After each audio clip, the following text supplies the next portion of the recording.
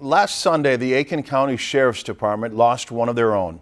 Deputy Stephen Sandberg died when he was shot by a suspect he was monitoring in a St. Cloud hospital.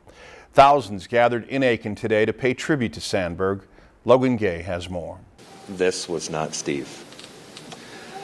He was probably the most unassuming person that I've ever met.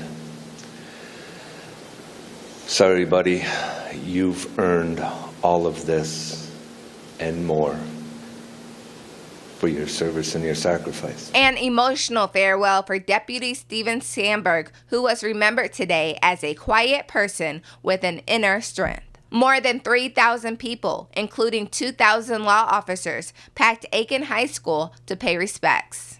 The most frequent comments that I would hear in feedback from the public is that he is such a nice guy, or that he was so good to deal with. I heard that time and time again.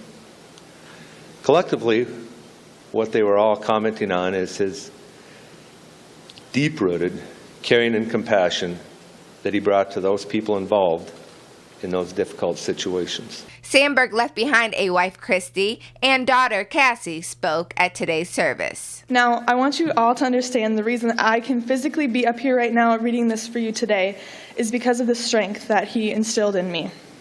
No matter what the obstacle was, we would figure out a plan for how to overcome it. Looking out at the completely filled gym, Cassie Sandberg shared what her dad meant to her.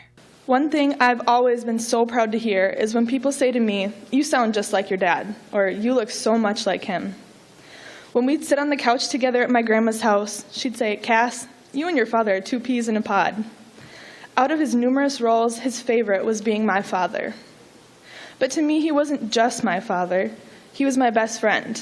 He was my travel buddy, sports watcher, and my biggest fan. My dad showed me how to treat people like human beings and not for what your preconceived ideas were of them. He gave everyone a chance and was willing to listen to their story, and that's what really set him apart from so many people. Following the funeral, there were 2 long processions filled with law enforcement officers and the Sandberg family. Community members lined the road and watched as Deputy Sandberg made his final ride through town. The procession's last stop was the Bennetville Cemetery, where his family and friends said their last goodbyes and finally laid him to rest. In Aiken, Logan Gay, Lakeland News. Deputy Sandberg was 60 years old. He had served with the Sheriff's Department for 24 years. If you've enjoyed this segment of Lakeland News, please consider making a tax-deductible contribution to Lakeland Public Television.